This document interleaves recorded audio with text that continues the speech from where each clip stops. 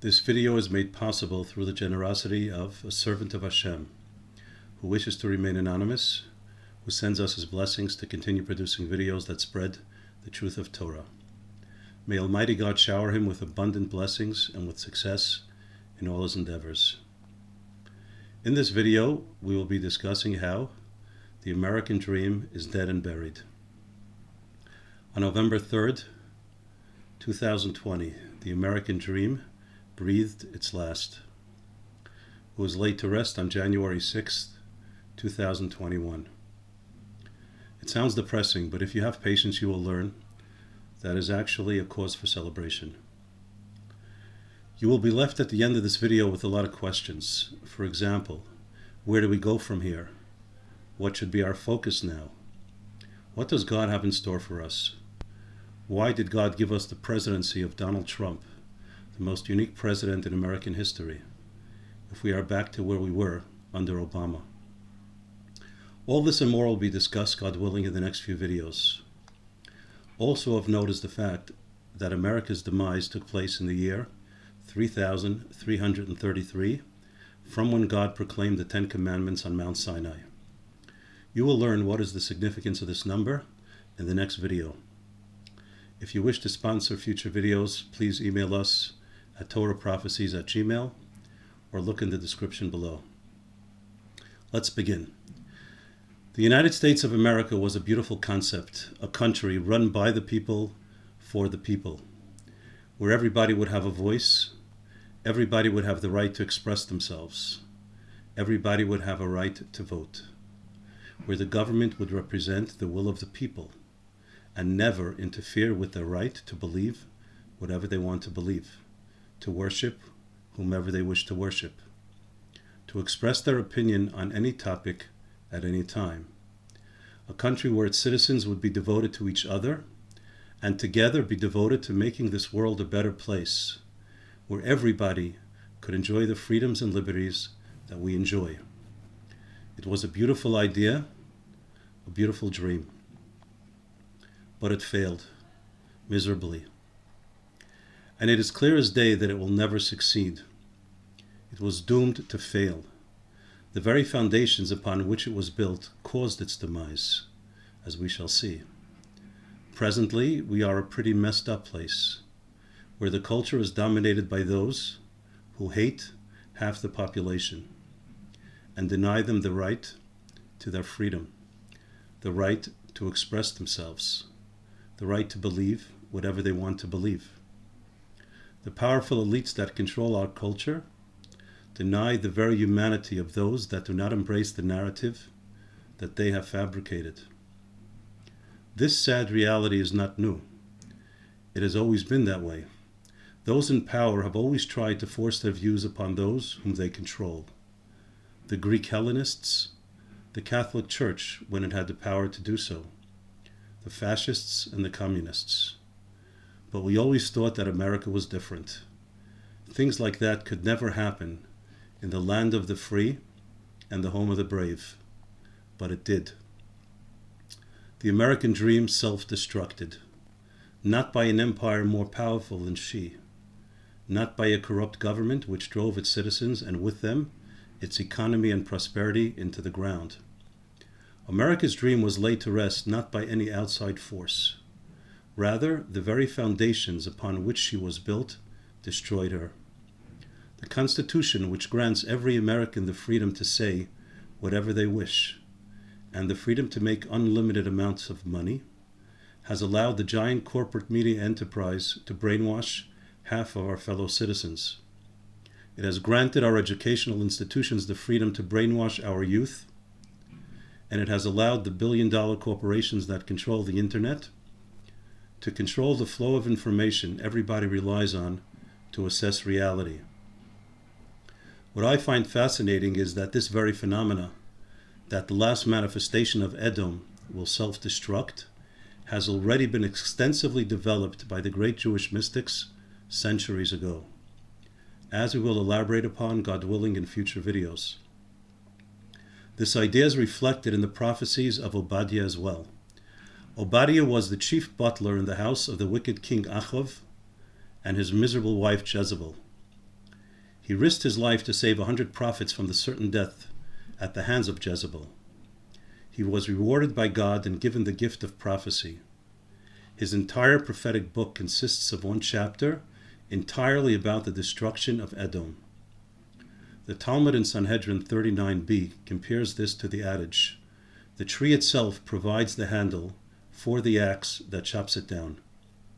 Obadiah was a convert, a descendant of the nation of Edom.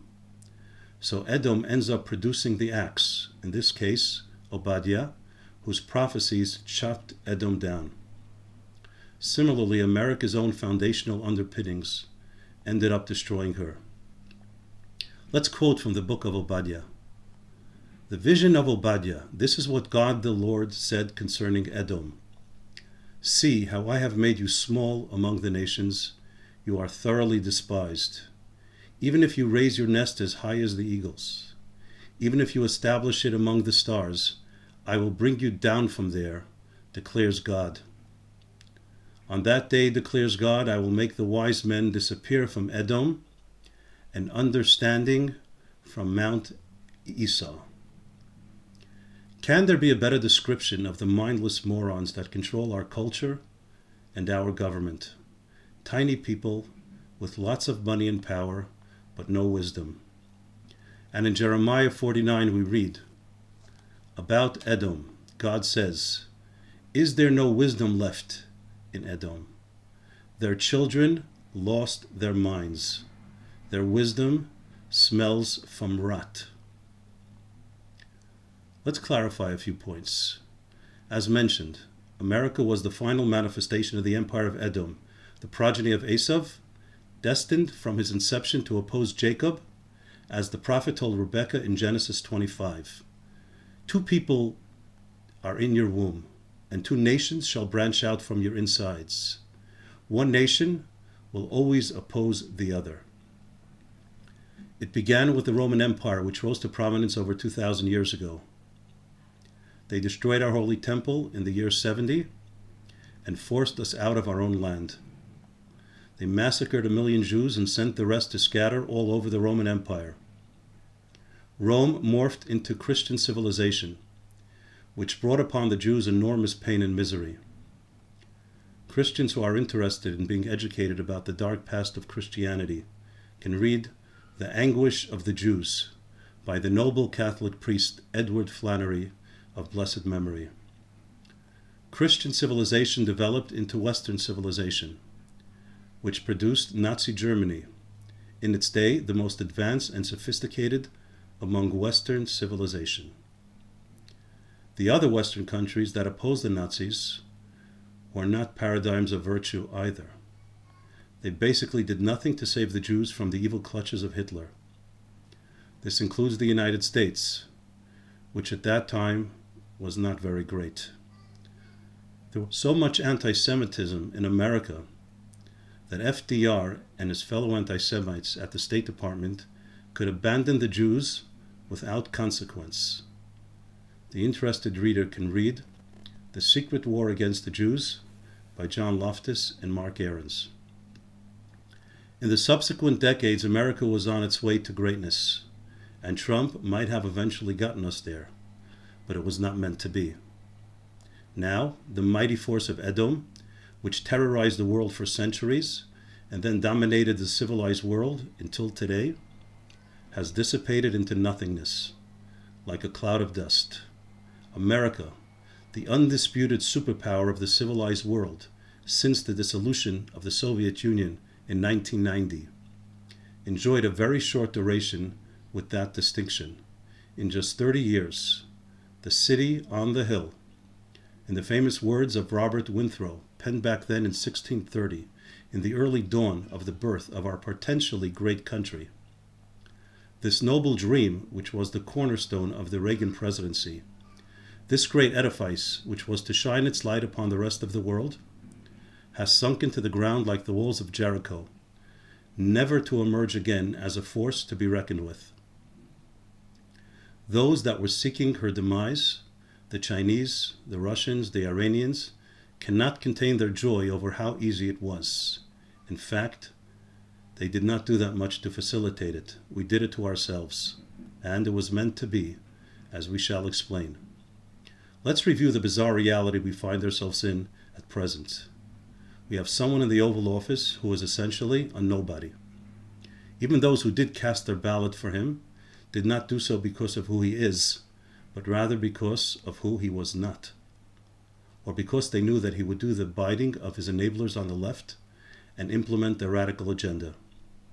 We still have no idea how many people voted for him and how many for Trump. And it is not only the ones who voted for Trump that are in doubt. Obviously, everybody who voted for Biden is also not sure. Otherwise, they wouldn't be so vehemently opposed to and hound and oppress anybody who suggests that we look into the matter. They are clearly afraid that the truth that emerges may not be to their liking. Why is Biden so vehemently opposed to Georgia's new common sense voting laws that will help ensure the integrity of our democracy? A democracy which is based on the assurance that all legal cast votes are counted and all illegal ones discounted. I do not agree with those who state with certainty that the election was stolen solely because it's hard to imagine how it is possible that such a weak candidate could have outperformed Trump. I think this reasoning is flawed. If 50 million people could be brainwashed to vote for a nobody out of pure hatred for Trump, then why can't it happen to 100 million people? But the bottom line is, we really do not know. And the fact that all the institutions of our culture and of our government had no interest in pursuing the truth means that for all intents and purposes, we do not have a real government or a real nation. As Isaiah prophesied about Edom in the end of days, in chapter 34 of his book, its nobles will no longer be called rulers, and all of its leaders will be nothing. We are an illusion, a joke, a banana republic. Congress, including most Republicans, the intelligence agencies, the CIA, the FBI, the Justice Department, the courts, including the Supreme Court, the internet giants, the corporate media, the academics, the entertainers, you name it, they are all out to lunch. Our mighty country has been reduced to a 3D projection that looks so real, but in reality is nothing but thin air. As Daniel was shown in a dream about the end of Edom in chapter 7 of his book, after this I watched in my nocturnal vision. There was a fourth beast, dreadful, terrifying, and extremely powerful, with enormous iron teeth that devoured and crushed and trampled the remains with its feet. Then I watched as God took his seat on a throne made of bolts of fire. The books were opened. The beast was killed, its flesh destroyed and dispatched into the consuming flames. Our government and our leaders, the leaders of our culture, have created an alternative reality in which they choose to dwell. Truth is nowhere to be found. How did the great rabbis of the Talmud, living almost 2,000 years ago in the ancient Middle East, know that this would be the end? In Tractate Sanhedrin of the Babylonian Talmud, page 97b, we find the following. Says the sage Rabbi Yehuda, I received the tradition that in the generation preceding the coming of the Messiah, the wisdom of the academics will stink. Those that fear God will be despised. The generation will lose its human face, and truth will disappear, nowhere to be found. The power of the fakers is so overwhelming that they have influenced or silenced even those who oppose their agenda. It was none other than the previous vice president, the esteemed Michael Richard Pence, that drove the final nail into the coffin where the American dream lie motionless. And it was none other than one of the best conservative commentators we are blessed with, for whom I have enormous respect, who lowered the coffin into its final resting place. I'm referring to the amazing Ben Shapiro, who complimented Pence on doing what was right, because the Constitution does not actually give him the power to contest the integrity of the voting process. The left couldn't care less about the Constitution, our laws, honesty, or integrity. They have an agenda, and they will do whatever it takes to make it happen. They realize that this is not a game, but a war, where you need to outfox your enemy, sabotage them, spy on them, and fool them. You need to do anything to win. They are fighting for the soul of our nation. a soul they wish to hand over to the outstretched arms of the serpent. For them, it's a matter of life and death. But we are preoccupied with formalities. When conservatives put so much emphasis on the Constitution and the intent of its framers, we are in deep trouble, because they were only mortals, limited and imperfect. What should guide us is the will of God, who is the one who defines morality and integrity. Instead of focusing all our energy in following the imperfect wording of a 230-year-old man-made document, what Mike Pence should have said was, I don't know the exact nature of my role assigned to me by the authors of the Constitution, but I do know that there is a God in heaven, and I have no intention of opening these envelopes when there are millions upon millions of Americans who are being ignored. I will return to this podium only after a nonpartisan commission of respected intelligence professionals will be appointed to seriously investigate the 50 or so claims that the courts, in their cowardice, have refused to adjudicate. I realized we were doomed when Justice Amy Coney Barrett said at her confirmation hearings that her Catholic beliefs and values would not interfere with her job, because her only concern as a justice of the Supreme Court would be the intent of the Constitution. If even the best conservatives we can put in power can toss God out the window for the sake of the job, we do not have a fighting chance. The Constitution is not the Ten Commandments, and Donald Trump is not the Messiah. The Constitution is a very good document, produced by very good, but very fallible mortals. Donald Trump was a very good president, but quite human and quite fallible. He will forever be remembered and appreciated for his accomplishments, especially by Jews to whom Judaism is important and who care about our brethren in Israel. But he did make mistakes.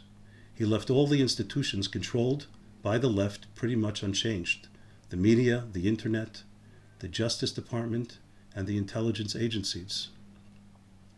Lieutenant General Michael Flynn could have been a big help in cleaning up these agencies, but he was maliciously removed at the outset by the left, and Trump let it happen. Trump should have realized that most of the things he accomplished through executive orders could be reversed on the very first day of the next administration, which is exactly what happened.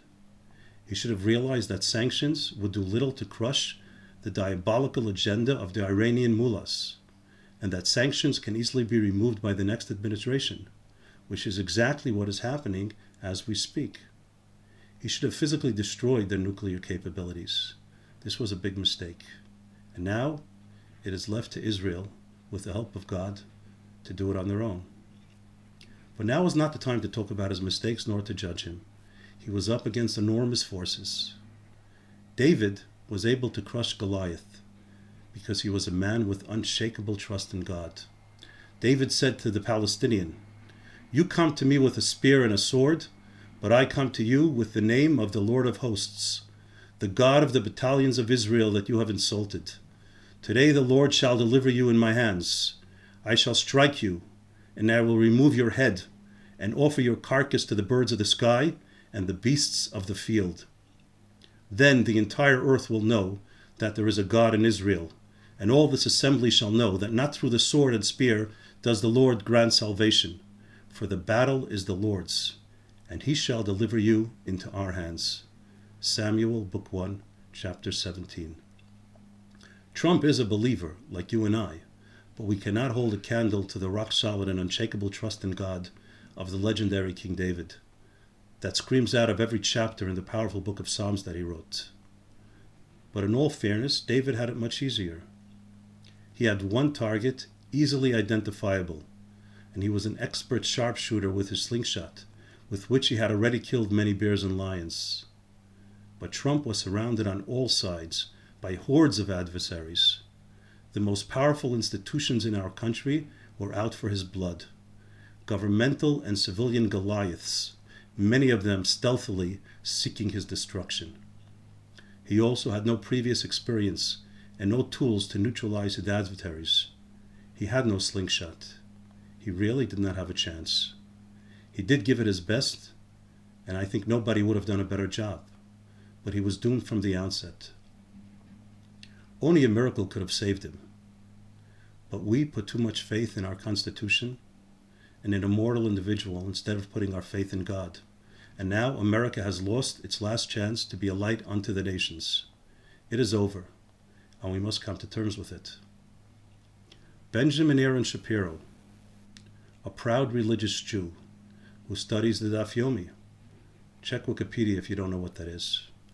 He compared the events of January 6th to 9/11. For somebody as bright and sharp as Shapiro to make the preposterous comparison between 1/6/2021 and 9/11/2001 is reflective of the total defeat of the kingdom of Edom. In Jeremiah 49 we read, "Edom will be desolate.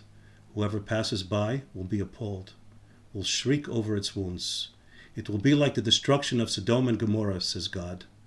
No one will settle there and no man will live there." On January 6th, some hoodlums and screwballs broke some windows and pushed their way into the Capitol, after which many hundreds of people nonchalantly walked in, thinking that it was perfectly legal. They were even led by the Capitol Police. They were obviously not there to hurt anyone or to take over the government. They simply wanted their voices to be heard, to legally protest being ignored by all the institutions of our government. That this can in any shape or form be remotely compared to 9/11, and by one of the greatest minds in the conservative movement, demonstrates the depth of our fragility. My listeners are well aware that there was nothing even remotely connected to an insurrection on January 6th. It was a riot, not an insurrection, and a relatively minor one compared to others that we have experienced in our lifetime and even in very recent history. And whatever did take place had nothing to do with President Trump. It actually started while he was in the middle of speaking, before he even mentioned that they would be walking peacefully towards the Capitol. And until this day, we actually don't even know who was involved. Many apparently were not even Trump supporters. Some were neo-Nazis, and some were just plain idiots and nutcases having fun. Those that physically attacked other human beings are thugs. But in a population of 100,000, there is nothing significant about the presence of 100 bad guys. In fact, out of every 100 people, one is a psychopath. And it makes no difference who they vote for and who they support. So do the math. We also know that these guys, whoever they were, didn't kill anybody, and neither were they planning to. The lie that was concocted by the New York Times that a policeman was beaten to death with a fire extinguisher by a Trump supporter was the main fodder used in the ridiculous impeachment efforts. In the objective reality that you and I live in, nobody was killed directly or intentionally by Trump supporters. Ashley Babbitt, a veteran who spent 14 years in the Air Force protecting our country, was sadly killed or possibly murdered by a policeman for no apparent reason, and until this day we do not know who he is and what was his motive. This is deliberately being withheld from the public for reasons which I can only guess. In any case, the comparison to an insurrection is insane, no matter how many times it is repeated. It is all part of the alternate reality in which the left is swimming. This includes the narrative that there is a large and treacherous army of domestic terrorists that want to take over Washington, D.C., and therefore thousands of troops are needed to protect the Capitol.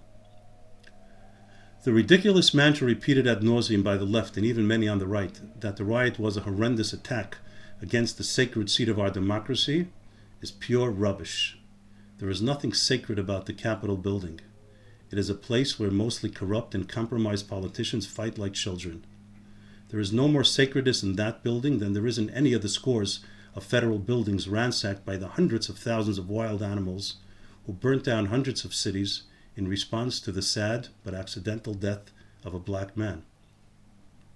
The untimely death of every human being is sad. Even a drug addict who was engaged in criminal activity was created in the image of God.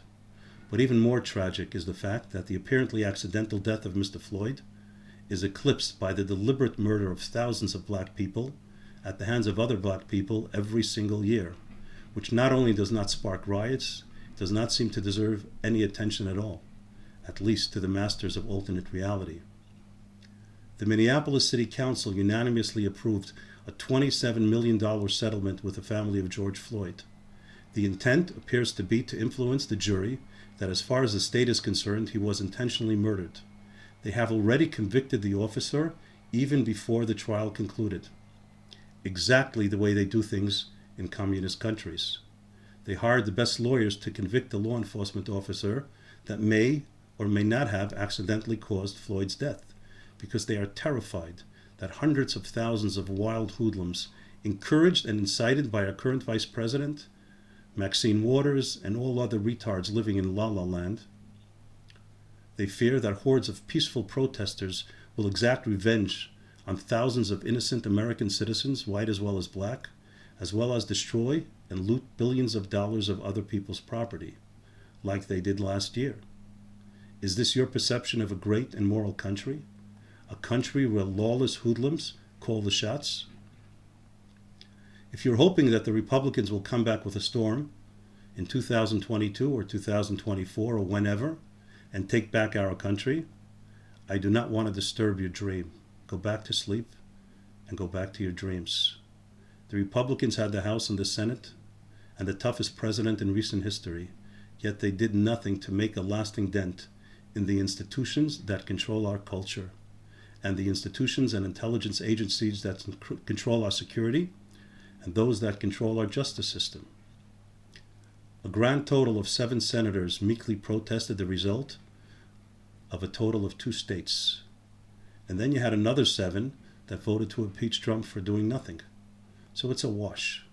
Republicans did nothing to prove to those who put them in power that they have what it takes to make the God who appears on our currency into the God who permeates our culture and our institutions of government. Even if miraculously Republicans return to power, nothing will fundamentally change. You will still be asked when you buy a plane ticket or check into a hospital whether you are a male, a female, none of the above, both of the above, undecided, unwilling to commit long term, or it's none of your business. Dennis Prager can dream about establishing conservative Ivy League universities. Ben Shapiro can dream about creating a conservative alternative to Hollywood. And Trump can aspire to create a conservative alternative to Twitter, YouTube, and Google. But even in the best case scenario, where they all succeed, we will basically end up with 2 separate nations under one loose federal confederacy, like Ontario and Quebec to our north, which are completely independent cultures, one English and one French, and have absolutely nothing to do with one another. Theoretically, we may be able to exist that way, but in no way will we ever fulfill the dream of being one nation under God with liberty and justice for all. It is obviously over for the American dream and the kingdom of Edom.